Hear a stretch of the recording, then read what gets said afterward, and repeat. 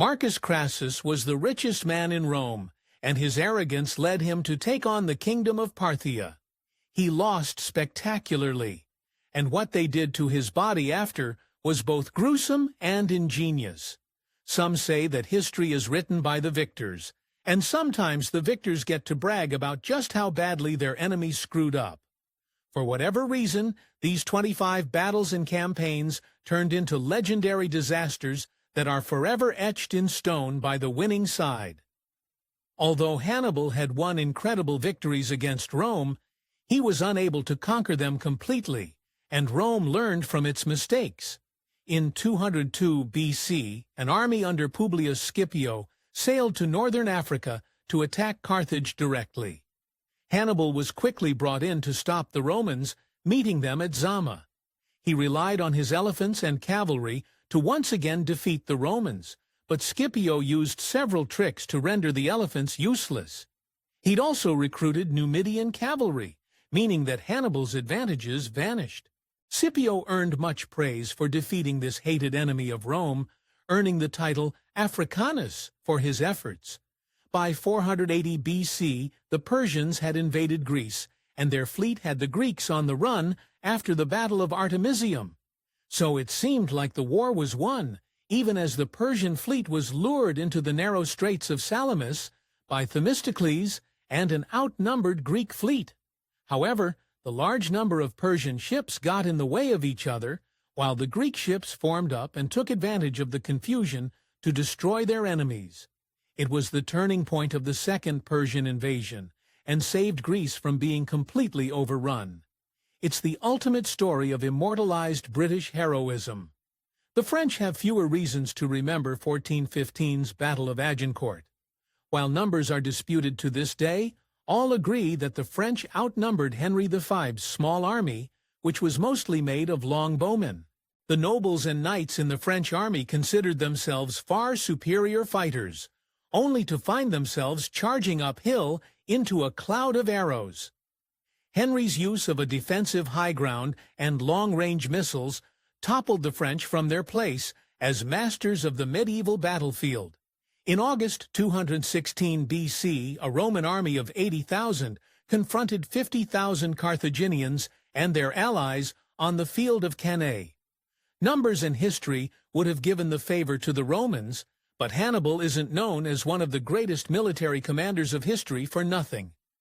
Using clever tactics, superior cavalry, and benefiting from the two quarreling Roman commanders, Hannibal managed to slaughter or capture more than 50,000 Romans that day, which included a third of Rome's Senate.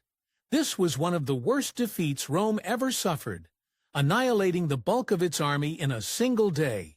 In 1979, a crisis arose in Iran when the ruling monarch who owed his throne to the U.S. was kicked out by a revolution, and more than 50 Americans were held hostage for over a year. Jimmy Carter was desperate to save the hostages, and so he authorized Operation Eagle Claw to get them out. Nearly everything that could have gone wrong with the mission went wrong. Helicopters were unable to be used for various reasons. Weather conditions required more fuel than was on hand. And at one point, a helicopter collided with a transport plane, killing 8 Americans in the process. It was the perfect storm of failure, leading to the defeat of Carter in the 1980 election. The island of Malta was the home base for a Christian order of knights known as Knights Hospitaller. They defied the Ottoman Empire, which led to a more than 3-month siege of their fortress and the island itself in 1565. Despite being heavily outnumbered, the knights and the Maltese population worked together to defend themselves from the Ottoman forces. While the jury has long been out on the number of casualties, the surprising victory by the Christian forces helped destroy the Ottomans' reputation for invincibility, and Ottoman plans to conquer more of Europe were halted. For years, Singapore was the capital of British interests in southern Asia. Naturally, when Japan declared war on Britain, it made sense for them to take control of it in 1942. After a 2-month campaign, an army of around 35,000 Japanese marched on Singapore and held it under siege by land and air. The British lasted a week before lack of supplies and low morale caused them to call it quits. More than 80,000 British Allied troops became prisoners. It's still the single largest British-led surrender in history. During World War I, British and French forces launched a campaign to capture Constantinople, the capital city of the Ottoman Empire. What followed was nearly a year of miscommunication, diseases, and wholesale slaughter that helped define the entire First World War. It was an utter disaster for the British, and while the Ottomans collapsed during the war, the stalemate was turned into a propaganda victory for the emerging nation of Turkey. After the First World War, a movement was made by the Allies to sponsor a Greek campaign to expand the Greek borders. This was a huge slap in the face to the Turks, who had strong ideas about what counted as Turkey. The Greeks tried to appeal to their allies, but everyone was so exhausted from the First World War that they didn't have the ability to help. The Turkish army rolled the Greek expedition back, driving them almost literally into the Mediterranean Sea. In their triumph, the Turks burned the city of Smyrna and committed many atrocities against the defeated Greek population. Queen Boudica of the Iceni tribe was nearly responsible for driving the Roman Empire out of Britain. According to the ancient sources, she'd managed to rally hundreds of thousands of Celtic warriors to kick out the foreign invaders, and she won several victories in the process. Unfortunately, in 60 AD, a Roman army of 10,000 under Gaius Paulinus found the perfect battlefield to stop the Celts. They positioned themselves in the narrow end of a gorge, facing a huge field. When Boudica's Celts filled the field, she must have thought the Romans were done for. When all those Celts tried to attack, though, they were stuffed tighter than sardines in the can, unable to surround the Romans.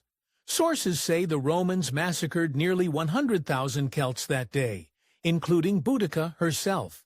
In 331 BC, the Persian king Darius was faced with a serious threat to his kingdom. Alexander the Great was campaigning into the Persian Empire with a highly trained and efficient army. Darius had already lost the Battle of Issus and barely escaped with his life, so he summoned a truly grand army, allegedly over 100,000 strong, to destroy Alexander once and for all. No doubt he was shocked when Alexander's genius intellect for battle and his incredible charisma inspired his troops to not only survive, but triumph against the Persian army. Unfortunately, Alexander the Great's many successes went to his head just a bit. By 326 BC, he was leading his army back from India. The infamous Gedrosian Desert was on their path back to Babylon. Alexander had heard that the legendary Persian king Cyrus had failed to cross the desert. After presumably asking someone to hold his beer, Alexander led some 30,000 men into the desert, planning to be refreshed by the navy along the way. However, miscommunication and weather undid all his plans, leading to thousands of soldiers and even more camp followers losing their lives to satisfy Alexander's ego. No matter how hard people like Christopher Nolan tried to promote the moral and human victory of the Dunkirk evacuation, there is no denying that it was a military disaster for the British and the French. Even though hundreds of thousands of men were successfully evacuated from the beach, they left behind more than 84,000 vehicles and 650,000 tons of ammunition and supplies. Britain has been desperately promoting the silver lining of this disaster ever since. Emperor Napoleon was a brilliant leader who won many victories, and this success, unfortunately, went to his head. In 1812, he decided he could invade and conquer Russia, leading an army of more than 600,000 men to the east of Europe. The Russians fell back before him, even burning their own city of Moscow. Napoleon eventually realized that the Russians were waiting for winter to strike, though by that point it was too late. Hundreds of thousands died, either in battle or else frozen to death on the long journey home.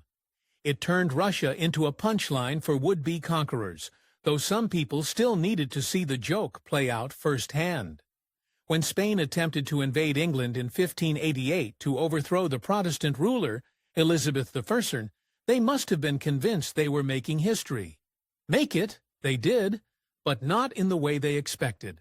Thanks in part to a rigorous defense by the English Navy and their Dutch allies, but mostly due to a series of storms that scattered their 130 ships, only 2/3 of the feared armada ever made it back to Spain. England would not only survive, but also immortalize their victory, as proof that someone up there liked them. The entire Vietnam War could be considered a disaster for the U.S., but one of the biggest turning points of the war was actually a disaster for the North Vietnamese forces and their allies. In January 1968, tens of thousands of Viet Cong launched simultaneous assaults throughout South Vietnam. The shocking wave of violence caused a shift in public opinion in the U.S. on whether that war could even be won. However, what people seem to forget is the fact that the Tet Offensive was a huge failure for North Vietnam. Their loss and manpower was crippling for them, but the fact that they could even launch such a huge attack led the American public to question their country's own resolve, which turned a military defeat into a triumph for morale. There's no denying that superior technology counts for a lot in warfare. Unfortunately, fortune was against the 1,800 British soldiers holding breech-loading firearms against over 20,000 spear and shield carrying Zulu warriors in southern Africa in 1879. Technology was the only thing the Zulus didn't have in their favor that day, and they proved it by overwhelming and annihilating the panicked and confused British. It was a slap in the face to Britain, warning them that a technologically superior force could still be easily defeated. The American Civil War's most famous battle was Gettysburg in 1863, where it truly became clear that the North was going to win the war. During this long and brutal battle, Confederate General Robert E. Lee sent George Pickett's division to break the Union line. Not for the first time in history, infantry charged straight into artillery fire and came out worse for wear. The casualties were around 50% for the Confederates, and legend has it that when Lee told Pickett to rally the surviving members of his division, Pickett replied, "General, I have no division." In 1836, after capturing the Alamo, General Santa Anna was convinced that the Texas Revolution was over, and Mexico would keep control of the region. However, he underestimated his opponents. Santa Anna set camp between a marsh and a thick forest, hindering his position. After spending most of the night either marching or setting camp, his 1,200 troops needed rest. When the morning offered no attacking enemy, Santa Anna gave permission for his army to sleep. Naturally, they were completely caught unawares when a vengeful army of Texans stormed the camp and slaughtered more than half of the Mexican soldiers. Santa Anna was captured and had no choice but to sign documents that led to the independence of Texas. During Athens' wars with Sparta, someone got a bright idea to send an expedition to Sicily in 415 BCE to win them more allies against the Spartans. What followed was an utter mess of communication and complete disorganization. The trip changed repeatedly, while the response from back home was to send more and more ships and soldiers to Sicily. After a series of crushing defeats, the entire expedition of more than $10,000 was lost for nothing. The defeat was so horrifying that the Athenians initially refused to believe the first messenger who delivered the news. When it was time for 4,500 soldiers and 12,000 civilians to retreat from the city of Kabul in 1842, it's safe to say that nearly anyone would have been a better commander than Sir William Elphinstone. The elderly ailing man proved utterly helpless in the face of disaster when the British were caught in ambush after ambush by Afghan forces in the mountains of the Hindu Kush, slowed down by terrain and weather. During the retreat, nearly all of those on the British side were killed or captured. In 1854, it was the British who were knocking on Russia's door as part of the Crimean War. At the Battle of Balaclava, a unit of light cavalry was ordered to charge the Russian lines to stop them from capturing abandoned artillery. Of course, the moment is controversial. Miscommunication at the time means we'll never truly know who's to blame. Either way, more than 600 horsemen charged right into Russian gunfire. The event was immortalized in a poem by Alfred Tennyson, with the silver lining being the cavalry's almost suicidal courage under fire. When the Americans declared war on British North America, later Canada, in 1812 their leaders insisted their victory would just be a matter of marching. When General Hull marched his 2,000-man army to Detroit, he wasn't expecting resistance of any kind. Instead, he faced thousands of redcoats and Aboriginal allies led by Isaac Brock and Tecumseh. After a terrifying display of their numbers, Hull panicked and surrendered Detroit. What he didn't learn until later was that he'd actually outnumbered his enemies. Brock and Tecumseh had fooled him with psychological warfare and illusions. The Roman Empire stretched from the tip of Europe to the Middle East, but its border never went past the Germanic territories of the Rhine. One reason for that was a disastrous expedition through the Teutoburg forest in 9 AD, led by Publius Varus. He was intending to conquer the German tribes east of the Rhine, but one of his allies, a Germanic warrior named Hermann, betrayed Varus by rallying thousands of tribesmen to ambush the Romans in the deep forest. 3 whole legions were massacred, while the head of Varus was sent back to Rome. Marcus Crassus was the wealthiest man in Rome, but his desire for glory led him to raise 40,000 soldiers for an expedition to conquer the kingdom of Parthia in 53 BC. One sun-baked campaign later, they met 10,000 Parthians in the desert, only to suffer one of the biggest defeats in Roman history. Crassus's severed head was allegedly used as a prop in a play being performed for the Parthian king.